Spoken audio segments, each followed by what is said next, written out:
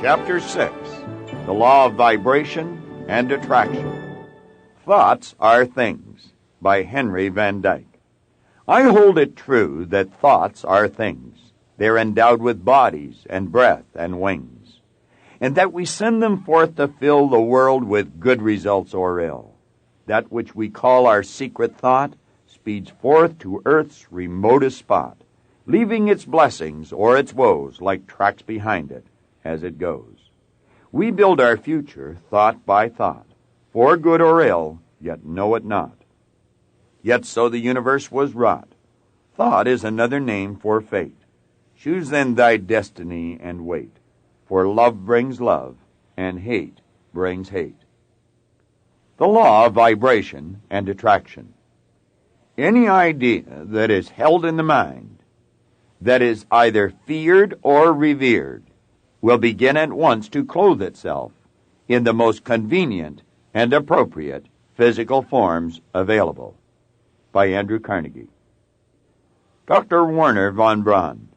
In an interview held with Dr. Werner von Braun in February of 1976, Dr. von Braun was quoted as follows: "After years of probing the spectacular mysteries of the universe, I have been led to a firm belief in the existence of God.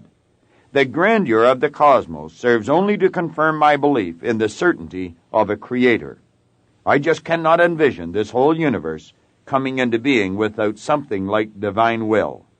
The natural laws of the universe are so precise that we have no difficulty building a spaceship to fly to the moon and can time the flight with the precision of a fraction of a second. These laws must have been set by somebody." Dr. von Braun went on to say that science and religion, properly understood, are not antagonistic pursuits. On the contrary, he affirmed, they are sister disciplines. For through the scientific method, one learns more about creation, whereas by virtue of the study of religion, one gains a greater insight into the Creator. By employing the tools of science, man attempts to harness the forces of nature which surround him. Through religion, on the other hand, he endeavors to control the forces of nature which are at work within him. After a brief pause, he added, "There would not be a single great accomplishment in the history of mankind without faith. Any person who strives to accomplish something needs a degree of faith in himself. And when he takes on a challenge that requires more and more moral strength than he can muster, he needs faith in God, or whatever you choose to call the power." Years before anyone would accept the idea of a man traveling to the moon and back, Dr. von Braun was asked what it would take to make a rocket to reach the moon. He replied simply, "The will to do it." Von Braun was, clearly, a brilliant man who possessed a great understanding of life and a tremendous awareness of the laws of the universe. In fact, he is considered by many experts in the field to be the father of the space program. Like all great achievers, moreover, he had gained a profound insight into the spiritual laws of life, and one of those laws is the law of attraction. This is the law I would like to delve into now. Indeed, an understanding of this particular law is actually the key to understanding this entire book. The reason this is so is that the law of attraction is the underlying principle which governs the level of your personal prosperity. However, to help you achieve a really solid grasp of this concept, it will be necessary for us to focus briefly on another law, namely the law of vibration. The law of vibration accounts for the difference between mind and matter, between the physical and the non-physical worlds. According to the law of vibration, we postulate that everything vibrates or moves. Nothing sits idle. Everything is in a constant state of motion, and therefore there is no such thing as inertia or a state of rest. From the most ethereal to the most gross form of matter, everything is in a constant state of vibration. Moving from the lowest to the highest degree of vibration, we discover there are literally millions upon millions of intervening levels or degrees. From the electron to the universe, everything is in a vibratory motion. Energy is manifested in all the varying degrees of vibration. Rates of vibration are called frequencies, and the higher the frequency, the more potent the force. Since thought is one of the highest forms of vibration, It is very potent in nature and therefore must be understood by all of us. Now, the law of vibration may be explained in many different ways, depending upon the purpose for which it is being explained. In this chapter, however, it is our intention to confine our inquiry to thoughts alone, so we may thereby improve our understanding of the law of attraction. Vibration. To vibrate means to move backwards and forwards, to oscillate, to shake, to quiver, to swing, to waver, to cause to quiver. To obtain a more graphic conceptualization of the idea of vibration, just stretch out one of your arms straight in front of you. Then hold it perfectly still. While you are holding it still, and are unable to perceive any motion in that arm at all, know that the electrons which compose the arm are moving, shaking, quivering, or vibrating at the rate of 186,300 miles per second. The arm appears still to you, but in reality, it is in a constant state of motion. Of course, although such motion is imperceptible to the naked eye, under a high-powered microscope, it would become very apparent indeed. Now begin to shake your arm. You yourself are now causing the arm to vibrate. It was already vibrating of its own accord in obedience to the law of vibration, which teaches that everything is in a constant motion. But you have stepped up or increased the rate of that vibration. You have pushed down on the vibratory accelerator pedal, as it were. Positive and negative personalities. John Milton said, "The mind in itself and in its own place can make a hell out of heaven or a heaven out of hell." People, as a rule, can be classified as positive personalities, optimists, or negative personalities, pessimists. Those individuals who are positive in their thought always tend to look upon the brighter side of life, with their faces turned towards the sunshine. They attempt to see the good even in the bad. Such individuals habitually think thoughts of a positive nature, and they are a blessing to the world. They are in a positive vibration, and therefore attract other positive personalities to them. Negative personalities, on the other hand, habitually look upon the dark, gloomy, and depressing side of life. Even the good holds some bad for them. They dwell on the bad and the negative. They think about it, anticipate it, expect it, and invariably they receive what they have been seeking. Due to the negative vibration which they keep themselves in, they of course attract other miserable personalities to them. As you're already aware, misery loves company. Their state of mind can be compared to the person who, upon being asked how he felt, said, "I feel all right today, but I might feel bad tomorrow." Negative personalities are depressing to everyone around them. Their faces take on the expression in physical form of the negative thoughts which they are holding in their minds. Each day one can observe such individuals passing on the street. No cheer, no joy radiates from them. Just gloom, frowns, and hostility. Having created their own hell for themselves, they seem to enjoy wallowing in it. The law of polarity and relativity states that for every positive there is an equal and opposite negative. Therefore, both of these personality types are necessary, so you can develop the awareness to distinguish one from the other, and in that manner choose the one which will advance you in life. You do have free will. You can choose which of these two personality types you wish to adopt. Therefore, if a person is constantly negative but tires of that state, the person may, through awareness and proper effort, change himself into a positive personality type of individual. Understand this. The law of vibration will give people the awareness they require to make the personality changes they desire. The brain, the body.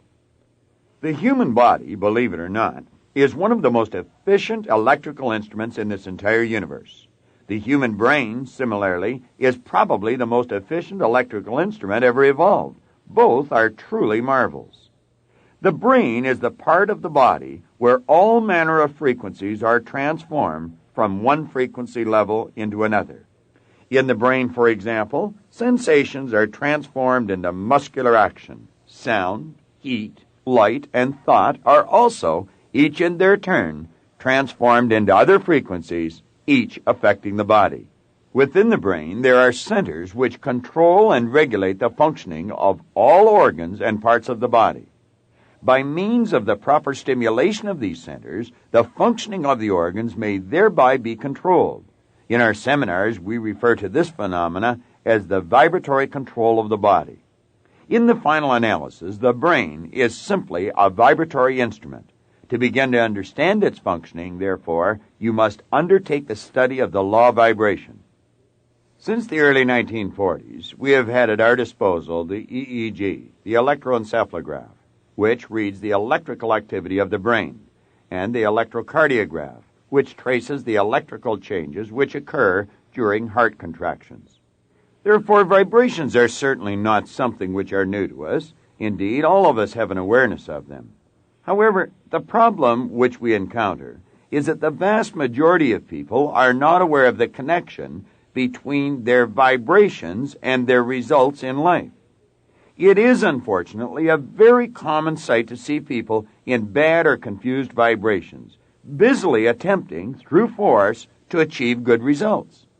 However, due to the negative vibration which they are in, they are continually being bombarded by all manner of negative people and situations, which, by law, are being attracted to them. Consequently, at some point, their battle must become overwhelming for them. These people may be likened to a person who is jumping off the top of a building and trying to go up at one and the same time. The result, in either case, would be equally predictable and equally disastrous. Everything is energy. Everything vibrates. For you to gain a better awareness of how you are to take control over your results, or to better understand how and why the thoughts and things come into your life as they do, you must go back to the basic premise which we started, namely, everything vibrates and nothing stands still. There is, in truth, no such thing as inertia. Scientists today support this thesis, and every new scientific discovery tends to lend even more credibility to it. A corollary of this basic law of life is that energy can be neither created nor destroyed. For since everything is in a perpetual state of change or transmutation, being manifested in all varying degrees of vibration, it follows that nothing has a beginning and nothing has an end. However, by virtue of your free will and the many other mental factors in your marvelous mind, you have the co-creative ability to cause vibratory changes to take place at your bidding. The cause for our lack of ability to exercise this tremendous power for good is nothing other than our own ignorance about the law of vibration. Let there be light. Your connecting link.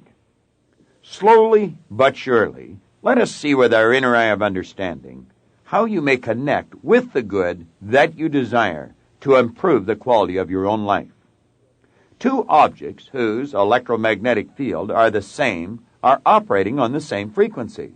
Therefore, we can say they are in resonance, in harmony, or in rapport. When two objects are in resonance or vibrating at the same speed, vibratory rate may be transmitted from one to the other through the medium of the electron. Resonance as a field of study is concerned with the electromagnetic fields surrounding objects. For example, we find a globe in a chandelier will vibrate when in resonance with a certain key on a piano, yet it will not vibrate to any other note on the piano keyboard. The two objects under discussion are composed of entirely different material, and they have completely different shapes. Still, they are in resonance with one another, due to the fact that their ultimate magnetic fields are the same. They are within the same sphere of relative motion, and this holds true irrespective of their size, shape, or the elements of which they are composed. All electromagnetic waves, or quantums, have their own particular rate or frequency, which corresponds to the number of changes in direction they make per second. The electromagnetic wave spectrum is simply a scale of vibration, and it is subdivided into specific regions. Nevertheless, one must always remember these regions are not actual divisions, but merely arbitrary spaces covering frequencies that manifest in our senses in different ways. Each region actually blends into the one above and the one below, and in truth, there are no definite lines of demarcation. Everything is an expression of the same thing. Everything in this entire universe is connected to everything else in this entire universe through the law of vibration. Just as the colors in a rainbow are connected in such a way that you are not able to tell where one color stops and the other begins, so too are you unable to distinguish where one thing starts and another one stops. Everything in this universe is connected to everything else in this universe, just as the water that boils is connected to the steam into which it transmutes, and the steam is connected to the ether or air into which it changes. You, too, are connected to everything in the universe. Whether you can see it with the naked eye or not is unimportant. The only difference which exists between one thing and another relates to the density or the amplitude of their vibration. Therefore, as soon as you choose certain thoughts, your brain cells are affected. These cells vibrate and send off electromagnetic waves. When you concentrate on those thoughts, you increase the amplitude of vibration of those cells, and the electric waves in turn become much more potent. Know it is you who is originating those electric waves, and know that you are also determining the density of them by your own free will. You must also know, since you are originating these electric waves, your whole being is being put into that particular vibration. We have already covered the point that two objects may be of entirely different material and shape, and yet still be in resonance. This is due to the fact that their ultimate magnetic fields are the same, because they are within the same sphere of relative motion. Keep in mind that resonance is the factor governing the transmutation of vibrations. When you hold the image of your goal on the screen of your mind in the present tense, you are vibrating in harmony, in resonance, with every particle of energy necessary for the manifestation of your image on the physical plane. By holding that image, these particular particles of energy are moving towards you, attraction, and you are moving towards them, because that is the law. You, the earth, and the universe are all but degrees in one scale, and all are in their basic nature the same, the difference being solely a matter of degree or rate of vibration or frequency. All things are merely manifestations of energy or spirit. When the world comes to understand this great truth, we will be aware that all people are the same. They only appear to be different. The true dividing lines for mankind are not borders, colors, or language, but simply ignorance and its polar opposite, understanding. Know the truth, and the truth will set you free. Helping others feel better. You automatically like people who cause you to feel good. It would necessarily follow, therefore, that others will like you when you cause them to feel good, or when you move them into a more positive vibration. Example. Vibratory control of the body, mind, and soul of a person gives you a means for the restoration of positive vibration through the medium of resonant electric waves of the brain cells, from you to another person. As already stated, the human body, including the brain, is a high-powered electrical instrument. Therefore, you are a veritable broadcasting station relative to other people. When the tune-in between you and them has been completed, or when the composite personality has been established between you and the other person receives and becomes conscious of the vibrating thought being broadcast by you. Under the law of perpetual transmission and transmutation of energy, the other person, being a low potential of energy, takes on this added energy, which is being sent out by you. And like a weak battery, the other person becomes recharged, more energetic, and more positive as a result of his contact with you. The process of transmitting energy between you and the other person is exactly the same process which takes place between the broadcasting station and the radio. That is to say, laws which are identical in nature govern both phenomena. Vibrations and attitude. Every physical thing throws off a vibration. Everything which you see, hear, smell, taste, or touch throws off a vibration because these things, like everything else, are in a constant state of motion. Whenever you get near enough to them to enter into their sphere of vibration, you will be affected by that vibration, whether you realize it or not. Have you ever noticed, for example, how peaceful you feel or vibrate while walking alone in the woods? The law operates exactly in the same way in the mental realm. For when a person thinks a thought, it means the person has consciously or unconsciously started a group of brain cells vibrating abnormally. Once these brain cells, being things, begin to vibrate abnormally, they throw off a wave of electronic energy, which moves out seeking a place to land.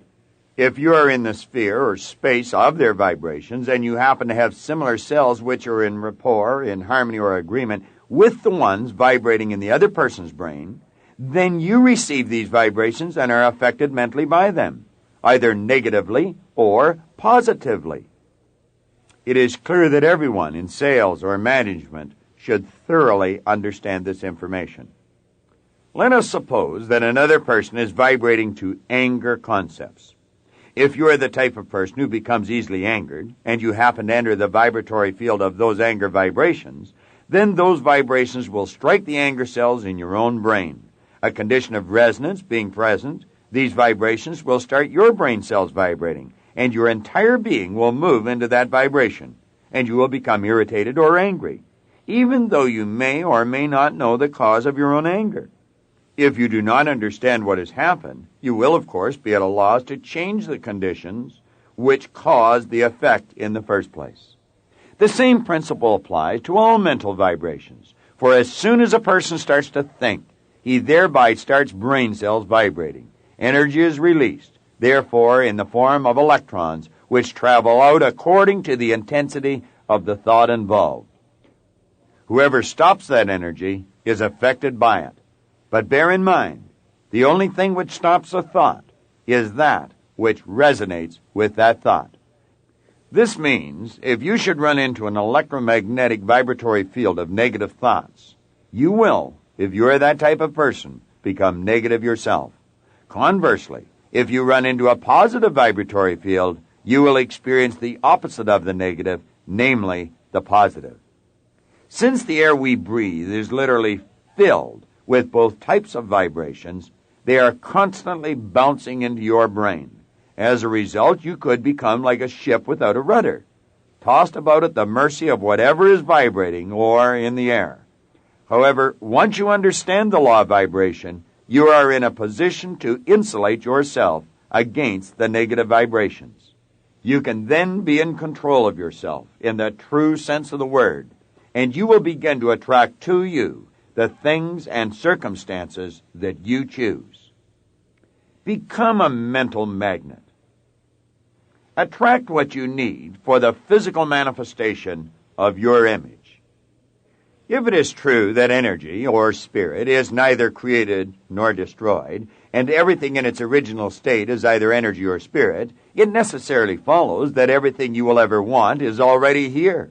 It is simply a matter of choosing the thoughts which will put you into harmonious vibration with the good that you desire. Everything you are seeking is seeking you in return. Therefore, everything you want is already yours. So you don't have to get anything. It is simply a matter of becoming more aware of what you already possess. The moment you bring your life into harmony with the law, into harmony with the current of divine order, you will find the negative will have taken wings, for its cause will have been removed, and you will no longer attract what you don't want. The secret to receiving on the physical plane the results you desire is always locked into the law of attraction. This entire book has been designed to help you understand how to get into harmonious vibration with the good you desire, and then how to stay in that positive vibration, so you will begin to attract whatever you need for your image of prosperity to move into form. The acorn analogy. In Raymond Hollywell's magnificent book, Working with the Law, Hollywell points out in the chapter entitled The Law of Success the following: all of the processes of nature are successful. Nature knows no failures. She never plans anything but success. She aims at results in every form and manner. To succeed in the best and fullest sense of the term, we must, with nature as our model, copy her methods. In her principles and laws, we shall discover all of the secrets of success. Keep in mind that everything in this universe you can see with the naked eye, and everything you cannot see, is an expression of spirit. Also bear in mind that spirit operates by exact laws. You are subject to those laws in just the same manner nature is. Therefore, Halliwell is right. We definitely should copy nature's methods.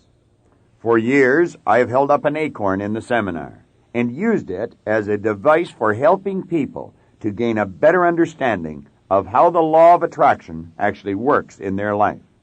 So please visualize, if you will, an acorn. Then think, really think, about what it is you are looking at.